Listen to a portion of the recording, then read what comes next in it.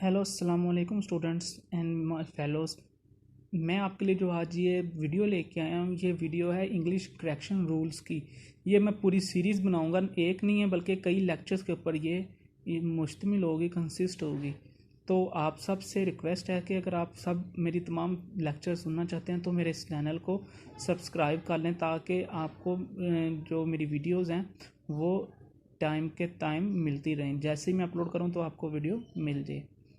और मैं आपको ये जो लेक्चर्स दूंगा, ये जो रूल्स डिस्कस किए जाएंगे, ये ना सिर्फ आपको इंग्लिश करेक्शन सही तरह से लिखने में मदद करेगी, बल्कि ये आपके इंटर के, ग्रेजुएशन और जितने CSS इवन PMS के एग्ज़ाम्स के अंदर जो इंग्लिश के ग्रामर रूल्स होते हैं वो भी यही रूल्स होते हैं। इन्हीं रूल्स को वो इंग्लिश के जो एग्ज़ाम है उसके अंदर डिस्कस किया जाता है। तो आज लेक्चर 1 है, इसके अंदर हम कोशिश करेंगे कि 5 to 6 ओनली रूल्स डिस्कस करूँ, क्योंकि उसकी वजह यह है कि जितने कम रूल डिस्कस करूँगा उतने आपको आसानी से समझ आ जाएगी, फिर अगली वीडियो तक आप उनको आसानी से याद रख सकोगे। तो पहला रूल है, मैंने कुछ वर्ड लिखे हैं, somebody, everything, something, each one, every one, some one. ये तमाम के तमाम वर्ड्स हमेशा आपने याद रखना है कि ये सिंगुलर के तौर पर यूज़ होंगे, सिंगुलर नाउन। कभी भी इनके साथ हेल्पिंग वर्ब प्लूरल का नहीं आएगा, या वर्ब या हेल्पिंग वर्ब दोनों सिंगुलर यूज़ होंगे। मैंने एग्जांपल लिखी हैं, कुछ इंस्टेंस लिखी हैं दो। Everybody are going to school, everybody are going to school नहीं आएगा, everybody is going to school. क्यों? क्योंकि ये सिंगुलर हेल्पिंग वर्ब यूज़ होगा। इसी तरह समथिंग वर गोइंग रोंग नहीं, समथिंग वाज गोइंग रोंग होगा। क्यों? क्योंकि इसके साथ हेल्पिंग वर्ब सिंगुलर आता है।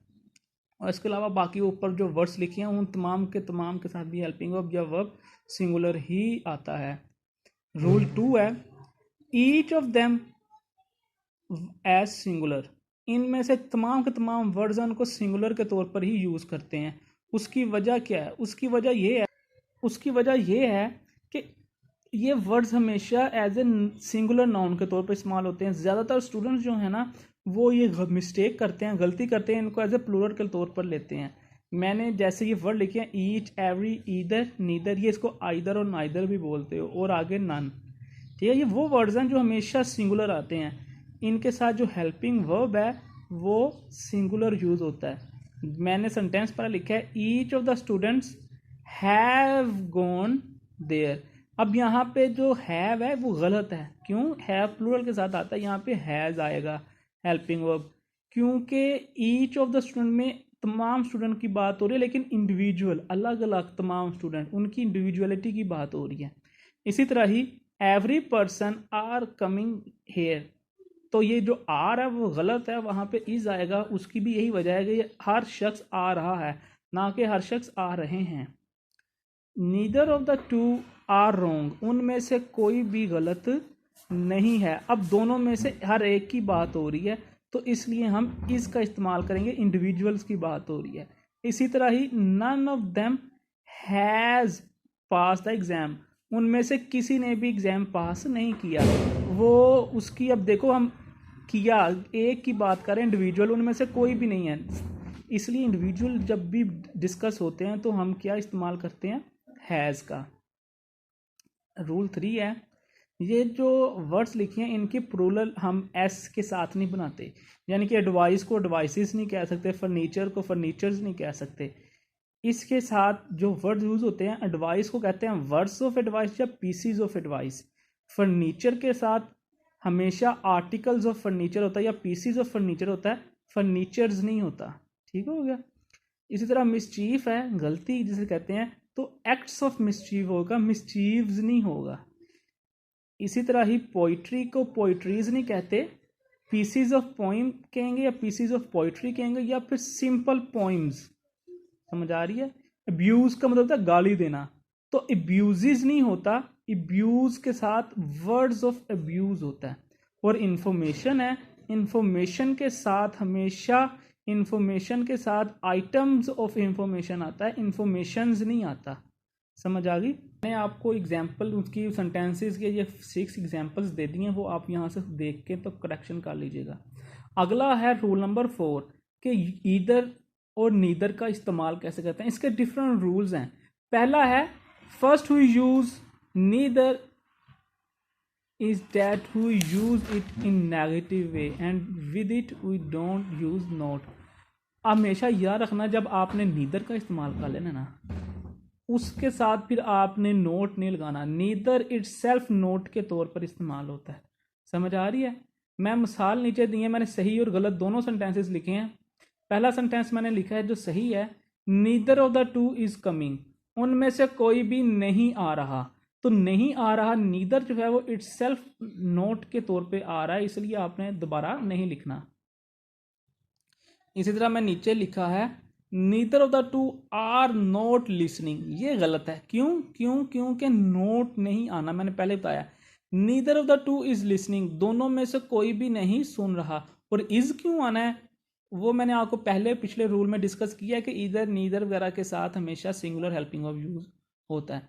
सेकंड रूल क्या है कि हमेशा हम सिर्फ दो लोगों के साथ, दो चीज़ों के साथ या दो जगहों के साथ हम नीदर का इस्तेमाल करते हैं। ईदर का भी यही हिसाब है और नीदर दोनों, ठीक है। जब दो से ज़्यादा हो जाएंगे फिर हम इस्तेमाल नहीं करेंगे। मैंने मिसाल दी है neither of us are going, हम में से कोई भी नहीं जा रहा। अब अस ज़्यादा हैं तो यहाँ पे नीदर का इस्तेमाल नहीं करेंगे, हम यहाँ पे नन का इस्तेमाल करेंगे। नन ऑफ द टू या none of us going there, neither of the two is going. समझ आ गई है? आर नहीं आएगा। मैंने यहाँ पे वो रूल दोबारा डिस्कस किया ताकि आपको करेक्शन अगर नहीं आपने वो अगर माइंड से निकल गया तो यहाँ पे आप दोबारा देख सकें। अगर अब दूसरा है ईदर, ईदर नीदर की तरह इसका रूल है, लेकिन ये बिल्कुल ऑपोजिट भी हैं एट द सेम टाइम। कैसे? हम ईदर का इस्तेमाल हमेशा पॉजिटिव वे में करते हैं, हमने नेगेटिव वे में अगर इसका इस्तेमाल करना होता है तो फिर हम साथ नोट का इस्तेमाल करते हैं।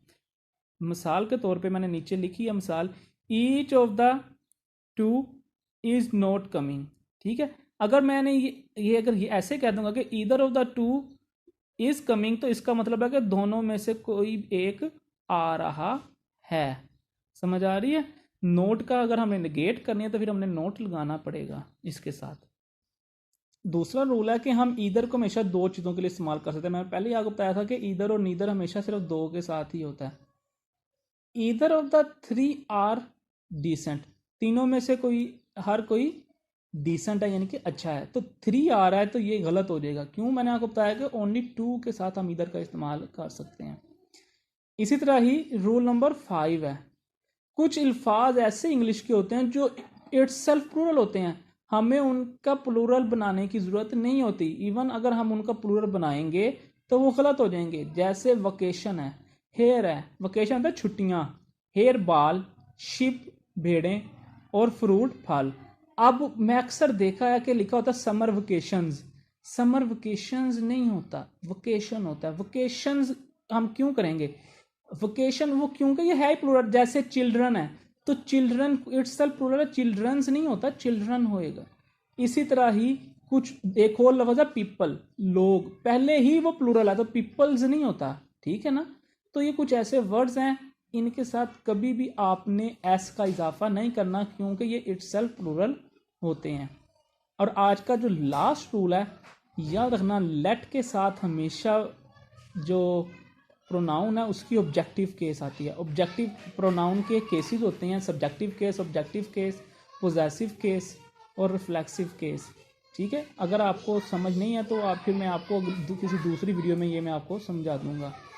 तो अगर आपको पता है तो फिर आपके लिए बहुत अच्छी बात है। मैंने एग्जाम्पल लिखा, लेट वी गो देयर, हमें वहाँ हमें जाने दो। तो ये गलत है। मैंने क्या बताया? Objective case, we subjective case है। वी का जो ऑब्जेक्टिव केस है वो अस होता है, तो इसलिए हमें आएगा लेट अस गो देयर। दूसरी एग्जाम्पल है, लेट आई ईट फूड, मुझे खाना खाने दो। तो ये आई क्या है? सब्जेक्टिव केस है, हमने सब्जेक्टिव केस नहीं लिखना। लेट मी ईट फूड, आई का जो सब्जेक्टिव केस और ऑब्जेक्टिव केस होता है, आई सब्जेक्टिव केस है और इसका जो ऑब्जेक्टिव केस होता है वो मी होता है और इसका पोजेसिव केस माय होता है। इसी तरह ये जो पूरी लिस्ट है मैं आपके साथ अगर आप कहेंगे तो डिस्कस कर लूँगा। तो आज के लिए लेक्चर यहाँ तक, मैं आपको ये 6 रूल करवाए हैं। अगर तो आपको समझ आ जाए तो मेरे चैनल को सब्सक्राइब कर लीजिएगा, और अगर कोई मसला हो तो कमेंट्स में आपने मुझसे डिस्कस कर लेना है। ठीक है, अल्लाह हाफिज़, मिलते हैं नेक्स्ट लेक्चर में, अपना ख्याल रखिएगा, गुड बाय।